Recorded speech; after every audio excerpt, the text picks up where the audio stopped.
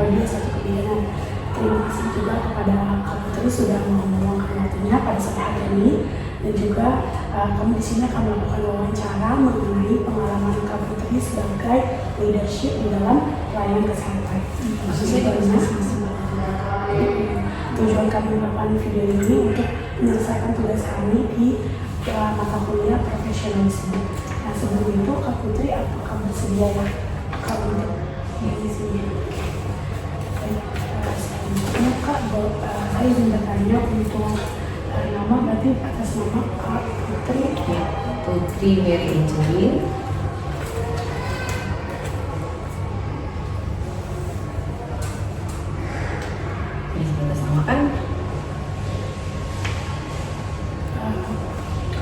Umur juga alamat umur 35 tahun. Alamatnya apa ya? Alamatnya di Harapan Jaya, Bekasi. Biasa dulu rumah sama saya. Harapan Jaya nggak ada. Kristen.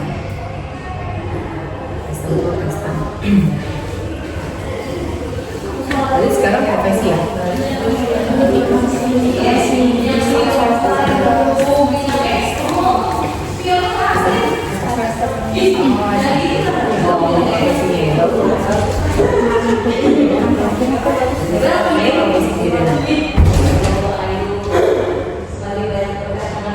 untuk jabatannya saat ini saya sebagai apa ya, berarti PJ unit untuk di ruang bersalin. Jadi kan kalau di rumah sakit ada bidan koordinatornya, itu mencakup seluruh bidan di puskesmas kecamatan maupun di kelurahan. Itu ada dengan bidannya. Tapi kalau saya sendiri sebagai bidan koordinator tapi di ruang bersalin. Untuk PJ maternal yang nakal, jadi jatuhnya ke dalam daratan.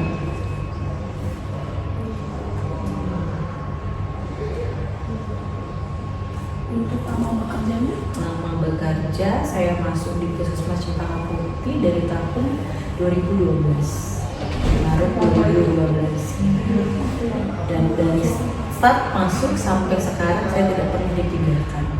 Jadi sudah apa ya? Sudah polos kali.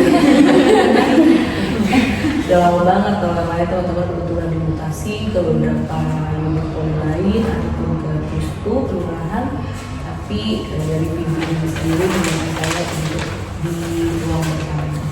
Tapi sebelum di puskesmas Cempaka Putih, apa bekerja di mana? Kebetulan setelah lulus dari diploma D3 Kebidanan, saya bekerja sempat lari ke event organizer.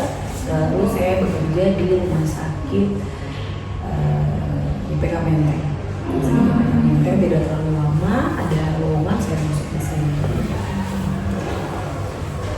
Baik, ini langsung aja kayak pertanyaan pertama ini, bagaimana kakak bisa mendefinisikan leadership itu pada saat kakak menjadi puskesmas di sini?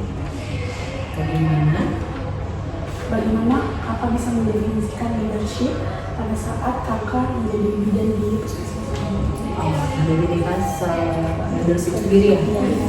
Oke, leadership itu kan suatu bagaimana cara untuk kita dapat memimpin suatu organisasi. Organisasi itu bisa di mana aja atau dalam lingkupan kecil. Leadership di paling kecil adalah rumah, kan rumah tangga, terus juga kayak di pekerjaan, RW, pokoknya dimanapun itu yang ada suatu kelompok terus menjadi seorang leader atau pemimpin.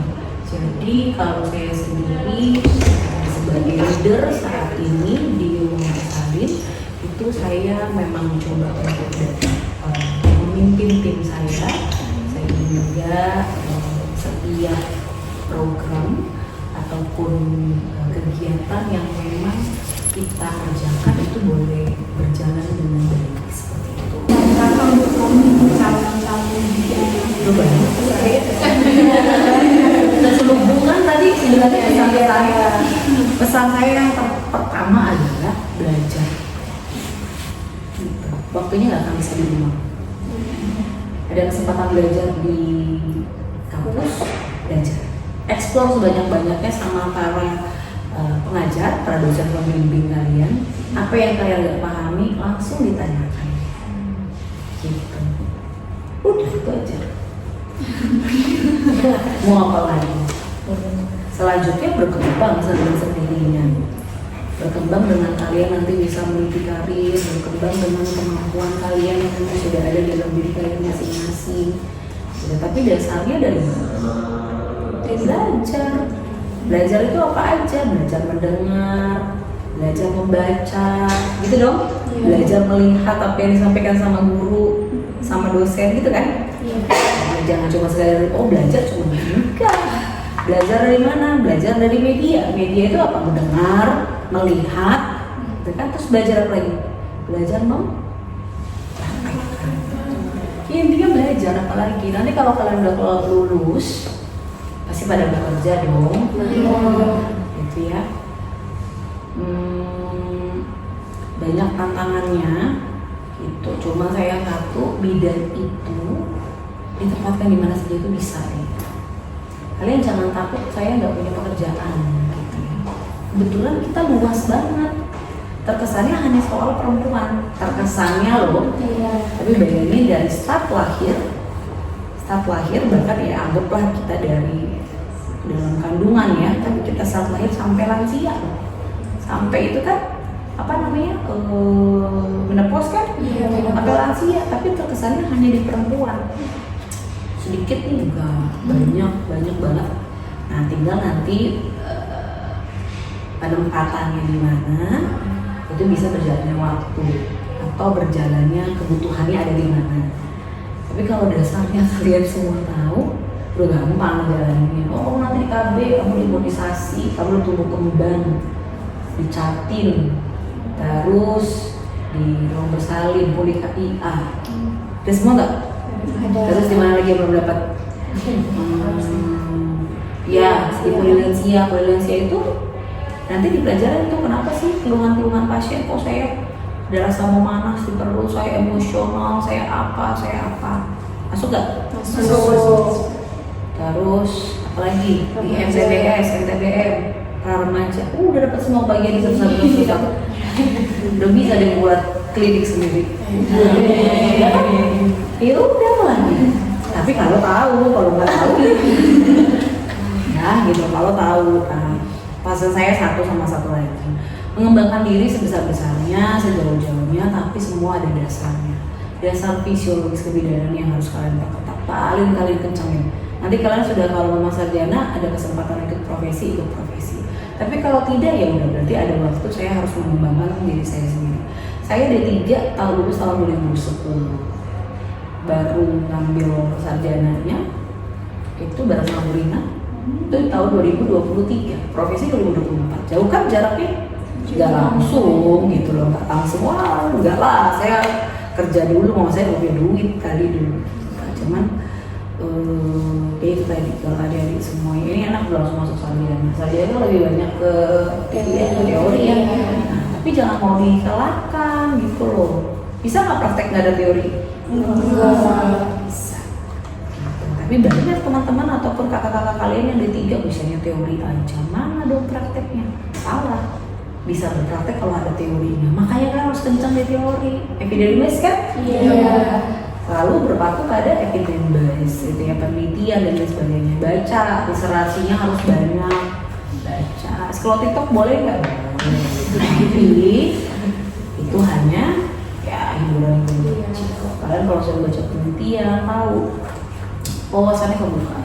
Oh iya ternyata PSK lakukan di sini A sama B. Saya sering banget sama mahasiswa seperti itu.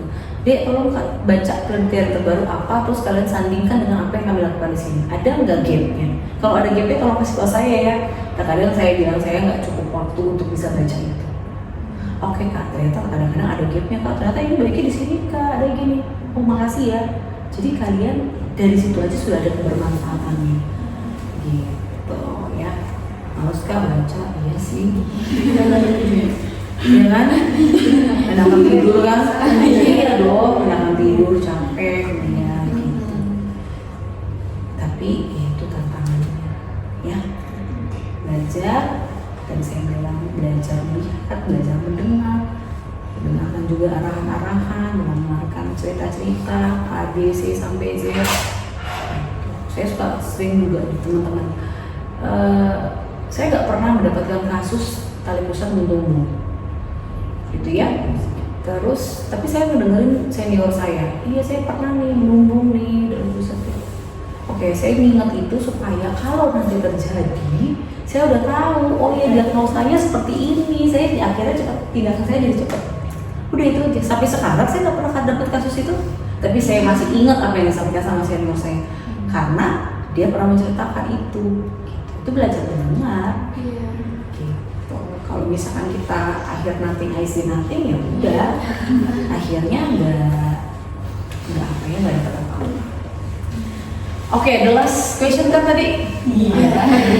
Ada lagi? Udah cukup? Oke. Terima kasih kalau Oke, sama-sama.